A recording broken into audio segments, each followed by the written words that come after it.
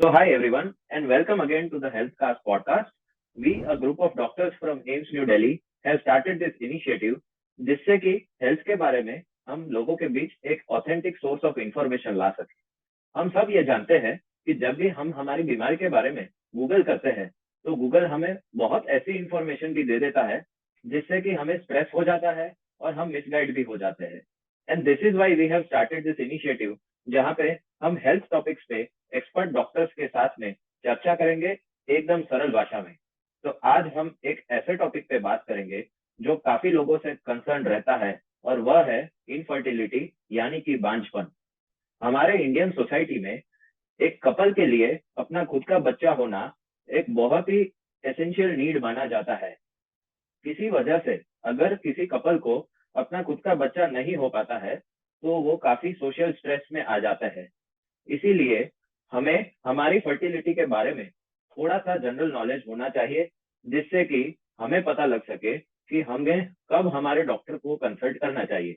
तो इसी विषय पे चर्चा करने के लिए हमारे साथ दो फर्टिलिटी एक्सपर्ट्स लाए हैं। Let me introduce to you doctor Vivek Kakkar, जो कि अहमदाबाद में प्रैक्टिस करते हैं। He is a gynaecologist trained from AIIMS new Delhi and has done his super speciality training in infertility from Chennai. And हमारे दूसरे गेस्ट है डॉक्टर हर्ष नीलानी, जो कि हैदराबाद में एक फर्टिलिटी कंसल्टेंट है, और he is also an gynaecologist trained from AIIMS new Delhi and has done his super speciality training in infertility from Chennai. So welcome Dr. Vivek and Dr. Harsh, and let us start our first episode of a series of podcasts on infertility, which is आपको अपने doctor को कब consult करना चाहिए।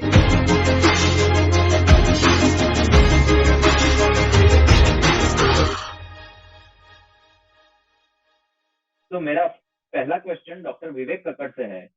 Doctor विवेक, infertility यानी कि बांझपन India में कितना बड़ा प्रॉब्लम है? How common is this problem in India? Thank you doctor सार्थक, और सब लोगों को मेरा नमस्कार। ये हेल्थ इनिशिएटिव लेने के लिए डॉक्टर सार्थक और उसकी टीम को बहुत बहुत बधाइयाँ।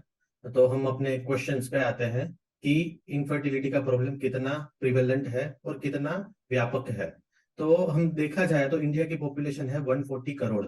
उसमें से हम देखें कि रिप्रोडक्टिव एज के लोग कितने हैं। रिप्रोडक्टिव एज मीन्स 15-16 साल से 45 साल तक की जो भी एज ग्रुप होती है उसमें वुमन कितनी होती है। तो वो अप्रोक्सीमेटली हमारे पॉपुलेशन का 22 to 23% लोग है। तो वो हम काउंट करते हैं तो अप्रोक्सीमेटली 32 करोड़ जितना पॉपुलेशन होता है। उसमें से अगर हम डेटा देखा जाए, जैसे नेशनल फैमिली हेल्थ सर्वे का डेटा होता है इनफर्टिलिटी के लिए, सेंसस का डेटा होता है, और WHO भी अपना डेटा अपने हिसाब से बनाती है। और उसके अलावा जो प्रैक्टिशनर, जो क्लिनिशियन, जो मेडिकल फील्ड वाले लोग अपना रिसर्च करके जो डेटा बनाते हैं, तो उसके रिलेटेड हम देखा जाए तो इस पॉपुलेशन में अप्रोक्सीमेटली 6% से लेके 15% तक इनफर्टिलिटी की बीमारी यानी कि बांझपन की बीमारी देखी जाती है।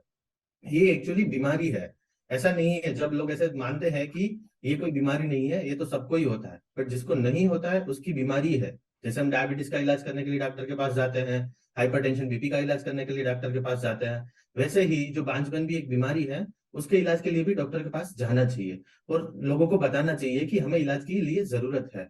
तो वैसे हमारे बांझपन के टोटल जितने भी हम अप्रोक्सीमेटली 10% काउंट करें तो 3 करोड़ जितने कपल है कि जिसको ये वाली बीमारी से वो जूझ रहे हैं। तो डॉक्टर विवेक, आजकल हमारे ओपीडी में ऐसा देखा गया है कि as a gynaecologist we are seeing more and more patients who are facing this problem of infertility, correct? तो why is this burden increasing? Can you say क्या क्यों बढ़ रहा है ये प्रॉब्लम? जैसे अभी देखा जाए तो ये बर्डन धीरे धीरे बढ़ रहा है। तो हमें कैसे पता चलता है? जैसे हम सेंसस का डेटा लेते हैं तो उसमें एज स्पेसिफिक फर्टिलिटी रेट होता है, टोटल फर्टिलिटी रेट होता है। तो टोटल फर्टिलिटी रेट क्या होता है कि कोई एक फीमेल होती है, वो अपने पूरे लाइफ स्पान में कितने बच्चे को बर्थ देगी। जैसे अभी टोटल फर्टिलिटी रेट हमारा 2.1 है, तो 2.1 इज अ रिप्लेसमेंट लेवल कि एक फीमेल है वो मैक्सिमम 2 बच्चे को अभी बर्थ दे रही है। वही हम आज से 20 साल पहले देखे तो वो अप्रोक्सीमेटली 2.9 था। उससे पहले देखे तो वो 1980s में इट्स अराउंड 6 to 7 है। तो धीरे धीरे धीरे ये नंबर कम होते जा रहे हैं, तो at present we are at the replacement level. जैसे अभी हम न्यूज वगैरह में भी देख रहे होंगे कि चाइना में अभी फर्टिलिटी को बूस्ट करने के लिए गवर्नमेंट बहुत सारे प्रोग्राम कर रही है, क्योंकि उसमें अभी फर्टिलिटी एक्चुअली और पॉपुलेशन डिक्लाइनिंग रेट में आ गया है। तो जैसे हम इंडिया का स्टेटिस्टिक्स देखें तो अप्रोक्सीमेटली 2040 के बाद we are also coming in the declining graph. जैसे अभी इंडिया की एज ए डेवलपिंग कंट्री की maximum strength is our population है, बट वो 2040 के बाद वो स्ट्रेंथ हमारी नहीं रहेगी, then we are becoming in the declining graph. तो ये एक हमारा डेटा है कि जिसके कारण ये चीजें बढ़ रही है, वो हमें पता चल रहा है। दूसरा क्या है कि बहुत सारे रीजंस ऐसे हैं कि जैसे लेट मैरिज है, एज ज्यादा हो रही है कपल्स की, वैसे सारे रीजन के कारण अभी ये इनफर्टिलिटी के चांसेस ज्यादा से ज्यादा बढ़ रहे हैं। ओके, तो डॉक्टर हर्ष से मैं ये जानना चाहूंगा कि पहले हमारे श्रोताओं को ये बताएं कि इनफर्टिलिटी को डिफाइन कैसे किया जाता है, यानी कि अगर कोई कपल है तो उसको कैसे पता लगेगा कि वो इनफर्टाइल है या नहीं है। थैंक यू डॉक्टर सार्थक इस इनिशिएटिव में मुझे पार्ट देने के लिए।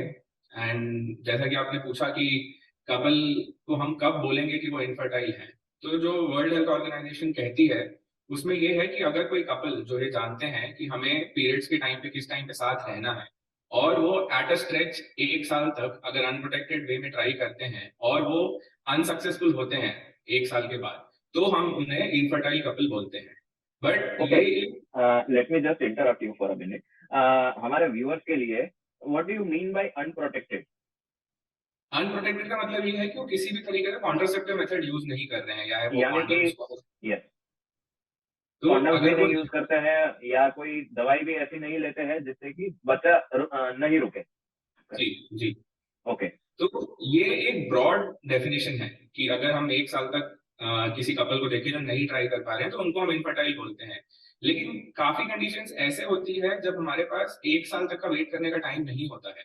ये उन कंडीशंस में होता है जैसे मान लीजिए फीमेल पार्टनर की एज 35 से ऊपर है, या मेल पार्टनर है जिनकी 40 से ऊपर है, या उनको और कोई प्रॉब्लम्स हैं इसके अलावा जो उनके फर्टिलिटी को अफेक्ट करेगा, या फिर ऐसा कुछ है जो हमें लग रहा है कि उनकी फर्टिलिटी को डैमेज करने वाला है, किसी को कैंसर हुआ है, तो हम उस समय ये डेफिनेशन नहीं यूज कर पाएंगे। तो हमें बस ये देखना है कि ऐसी कौन सी बीमारियां हैं या ऐसे कौन से डिसऑर्डर्स हैं जो फर्टिलिटी को भी अफेक्ट करेंगी, उसके बेसिस पे हम ये डेफिनेशन को मॉडिफाई करते हैं।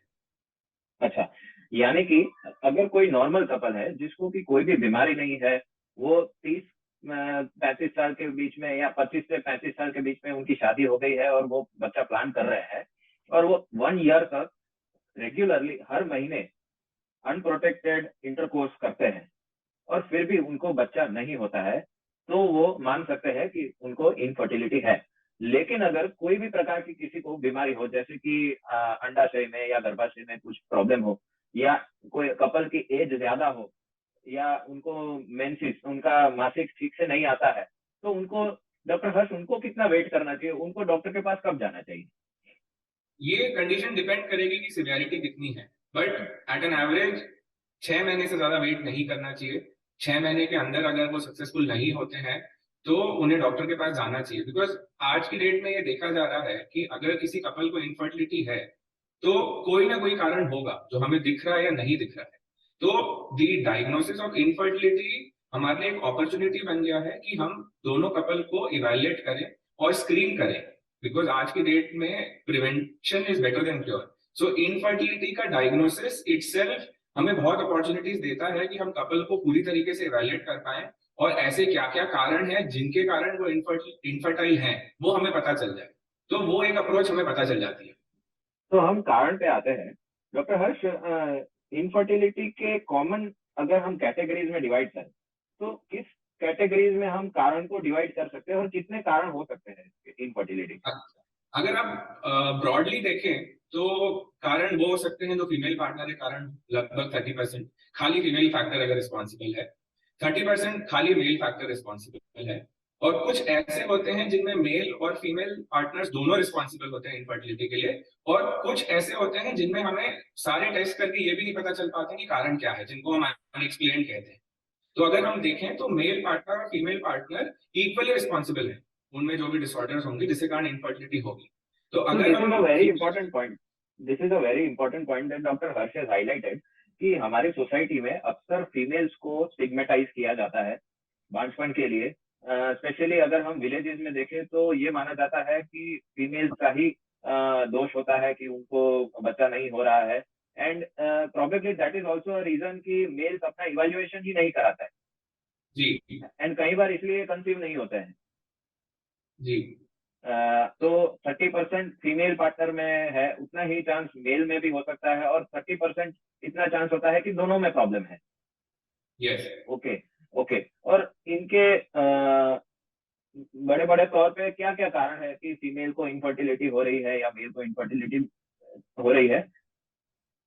तो अगर हम फीमेल पार्टनर में देखें तो बहुत सारी बीमारियां ऐसी होती हैं जो उनके हार्मोनल इम्बैलेंसेस कर देती हैं, जिनके कारण उनको पीरियड्स रेगुलर नहीं आते, जैसे कि पीसीओएस हो गया, या फिर कुछ ऐसी बीमारियां हो गई जो यूट्रस में प्रेगनेंसी होने को रोकती हैं, जैसे हम कोई भी गांठ हो गई जिसे हम फाइब्रॉइड कहते हैं, या यूट्रस में सूजन हो गई जिसको हम एडिनोमायोसिस कहते हैं, या कुछ ऐसी गांठें जो यूट्रस के बाहर होती हैं बट ओवरी और उनके कारण इफेक्ट कर सकती हैं, जैसे हम एंडोमेट्रियोसिस देखें तो।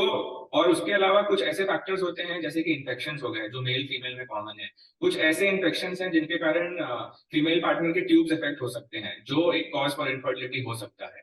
यही चीज अगर हम मेल पार्टनर में देखें तो इन्फेक्शन तो कॉमन चीज है। उसके अलावा आज की डेट में sexual dysfunction is a big stigma which people don't discuss. अगर मेल्स में if they are not able to perform sexually और if they have so much of stress that it prohibits them कि वो अच्छे से या फिर टाइम पे they are not able to have sexual contact, so that is one of the reasons। इसके अलावा बहुत सारी दवाइयां होती हैं जो ओवर द काउंटर हम लेते हैं जो फर्टिलिटी को अफेक्ट कर सकती है। आपका जॉब प्रोफाइल अफेक्ट कर सकता है, आपका स्ट्रेस लेवल अफेक्ट कर सकता है, आपके जेनेटिक्स अफेक्ट कर सकते हैं।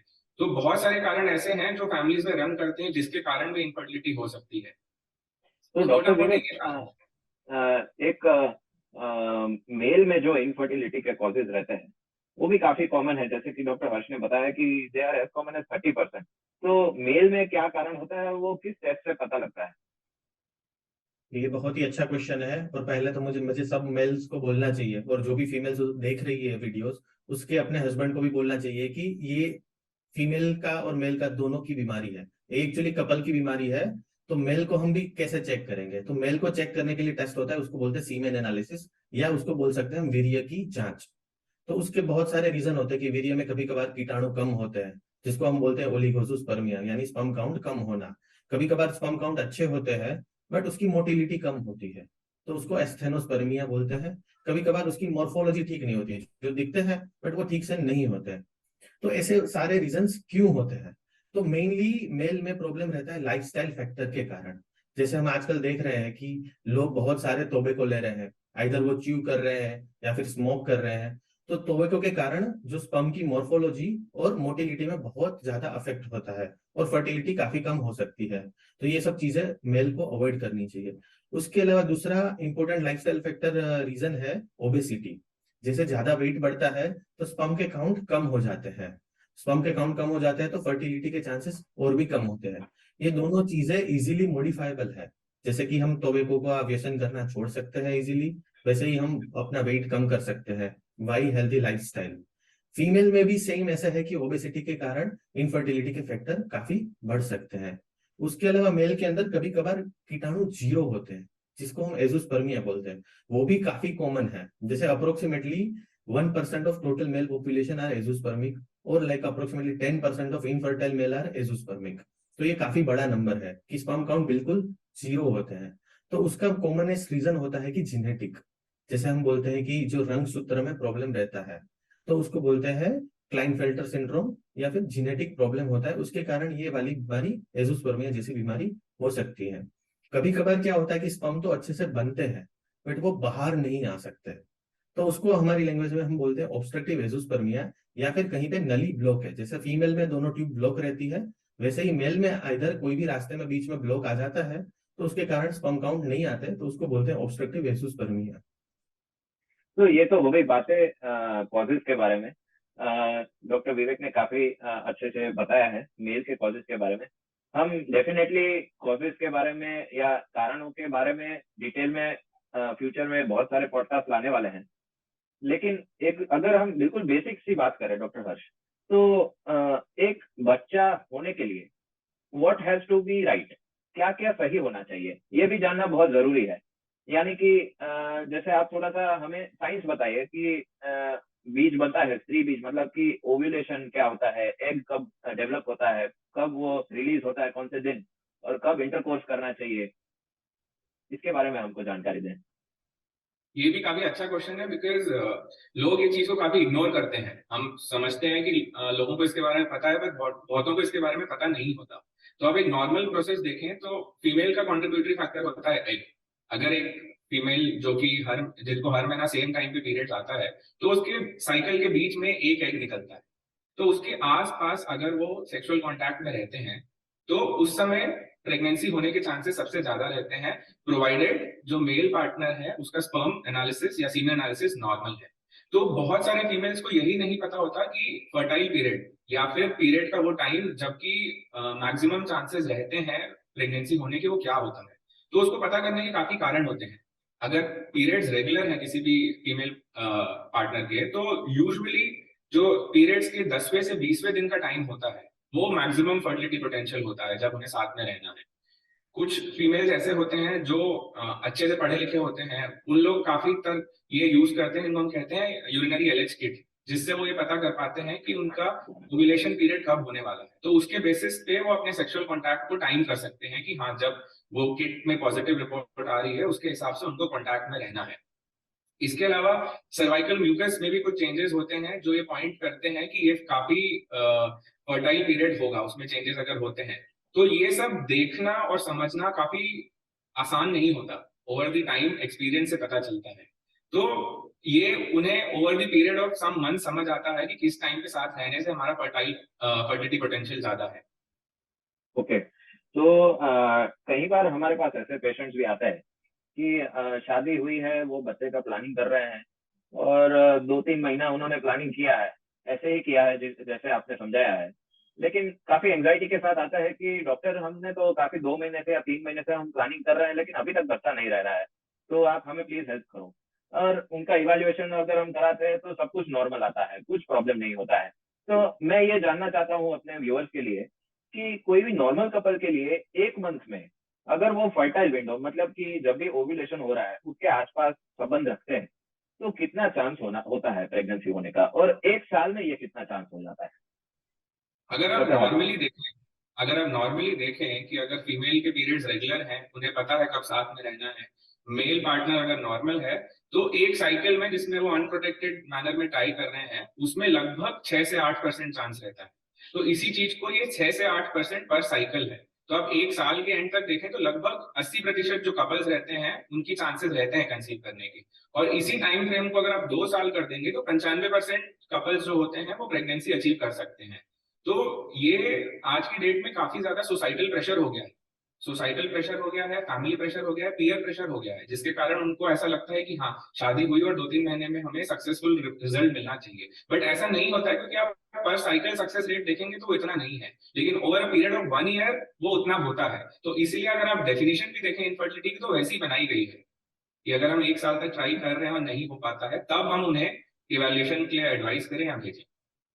तो this is a very important point that doctor Harsh has highlighted कि 1 महीने में आपका बच्चा रहने का चांस, अगर आप नॉर्मल है, फिर भी 10% से कम होता है।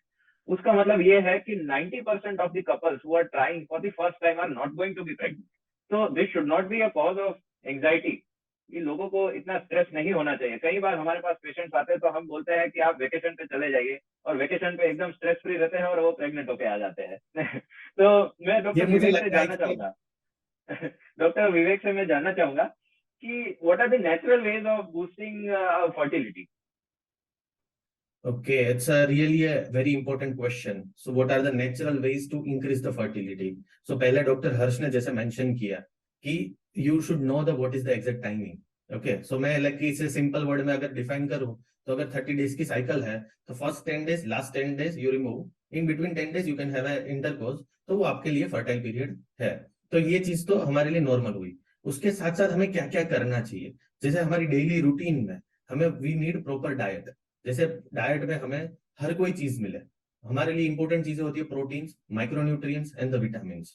बट हम डाइट में क्या करते हैं, मैक्सिमम हम फैट्स लेते हैं और कार्बोहाइड्रेट्स लेते हैं। तो वो चीजें हमें कम करनी चाहिए। जैसे कोई फ्राइड फूड है, फैटी फूड्स है, बहुत ज्यादा हम राइस लेते हैं या फिर चपाती वगैरह लेते हैं, तो उसको कम करना चाहिए। कोई एक मील को हमें सलाड में कन्वर्ट करना चाहिए या फिर फ्रूट्स में उसको कन्वर्ट करना चाहिए। दूसरा है कि हमारे नॉर्मल फर्टिलिटी और हेल्थी लाइफ के लिए जरूरी है एडिक्वेट स्लीप। 6 to 8 आवर्स की adequate sleep is always required. उसके बाद हम आगे जाते हैं तो प्रॉपर हाइड्रेशन। जो हाइड्रेशन बॉडी में मैक्सिमम होता है वो फ्लूइड रहता है, पानी रहता है। तो हमें एटलीस्ट दिन का 3 से 4 लीटर जितना पानी कंजप्शन करना चाहिए। और हम आगे जाते हैं तो जैसे हमारे पास कोई भी बैड हैबिट्स है, जैसे स्मोकिंग, अल्कोहल और भी कोई भी चीज है, तो that we should avoid. Means जैसे टोबैको अवॉइड करना है, वी हैव ऑलरेडी डिस्कस, और स्मोकिंग, अल्कोहल वो भी अवॉइड करना है। उसके बाद हम आते हैं कि अगर कोई ओबेज है तो obesity means weight reduction is बहुत इंपॉर्टेंट होता है। वेट रिडक्शन करेंगे तो fertility it's like exactly disproportionately increasing. अगर वेट हम 5 किलो कम करेंगे, 5 kg, तो फर्टिलिटी रेट हमारा 10% से बढ़ेगा। तो that is like a disproportionately increasing the fertility rate. उसके अलावा हम अदरवाइज हेल्दी देखे के लिए, हेल्दी लाइफस्टाइल के लिए देखें तो हमें डेली एक्सरसाइज करना चाहिए। In general if we count 7 to 10,000 steps per day अगर कोई फीमेल करती है तो दैट इज अ बेस्ट। अगर हम सेम चीजें हम अगर मेल पार्टनर के लिए बोले तो exercise, weight reduction, avoid the tobacco and the alcohol, वो सब चीजें नेसेसरी है। बट मेल के लिए vitamin C rich diet, vitamin E rich diet. Vitamin C rich वाला डाइट मीन्स क्या होता है कि हम कोई भी सिट्रस फूड लेते हैं, जैसे लेमन लेते हैं, नारंगी लेते हैं, संतरा लेते हैं, तो वो सब चीज खाने से विटामिन सी ज्यादा मिलता है, तो फर्टिलिटी ज्यादा इंप्रूव होती है। उसके बाद हम आगे बात करते हैं तो जैसे टोमेटो है, पोमेग्रेनेट है, वो लेने से भी हमारे में बहुत सारे एंटीऑक्सीडेंट्स बॉडी में मिलते हैं, तो मेल फर्टिलिटी को बूस्ट करने के लिए वो काफी इंपॉर्टेंट रहते हैं। उसके बाद आगे बात करते हैं विटामिन ई की। तो विटामिन ई हमें कैसे मिलता है, तो जैसे ओलिव ऑयल खाते हैं हम, या फिर हम एलमंड्स लेते हैं, तो उसमें से हमें विटामिन ई काफी ज्यादा मिलता है। तो ये सब चीजें स्पर्म प्रोडक्शन के लिए, बूस्ट के लिए बहुत ज्यादा हेल्पफुल रहती है। और उसके अलावा अगर मैं नॉर्मल चीज बोलूं जो अनअवॉइडेबल है, जो हम नहीं कर सकते, तो एनवायरमेंटल पोल्यूशन, जो गवर्नमेंट कुछ कम करे। हमें पैकेज फूड या फिर कोई भी फूड जो प्रिजर्वेटिव के साथ है, जैसे प्री कुक्ड फूड मिलते हैं हमें, तो वो सब चीजें हमें अवॉइड करनी चाहिए। उसमें कार्सिनोजेंस भी होते हैं और इनफर्टिलिटी कॉजिंग फैक्टर्स भी होते हैं। So thank you very much, Dr. Vivek Kakkad and Dr. Harsh Nilani. I think we have touched upon the very essential basics on fertility, and it's an invaluable source of information that you two have given us. And हम future में बहुत सारे podcast लेके आने वाले हैं infertility पे। हम फीमेल फैक्टर इनफर्टिलिटी पे बात करेंगे, महिलाओं के क्या कारण हो सकते हैं, पुरुष के क्या कारण हो सकते हैं बांझपन के, और कपल के क्या कारण हो सकते हैं, इनके क्या क्या टेस्ट होते हैं, उनके बारे में भी हम डिटेल में डिस्कस करेंगे, और उनके क्या क्या ट्रीटमेंट्स होते हैं और कहाँ पे ट्रीटमेंट लेना चाहिए, इसके बारे में भी हम फ्यूचर में डिस्कस करने वाले हैं। So thank you doctor Harsh and doctor Vivek. I think our viewers, I hope you have enjoyed and it adds value to your knowledge. Thank you. Hello viewers, अगर आपको ये हमारा वीडियो पसंद आया है तो हमारी मदद कीजिए ज्यादा से ज्यादा लोगों तक पहुंचाने के लिए। लाइक करिए, शेयर करिए और हमारे चैनल को जरूर सब्सक्राइब कीजिए। फर्टिलिटी के हर पहलू पे हम वीडियो बनाने वाले हैं और पॉडकास्ट आपके सामने लाने वाले हैं। अगर किसी स्पेसिफिक टॉपिक पे आपको जानकारी चाहिए तो कमेंट सेक्शन में जरूर बताइए। Thank you.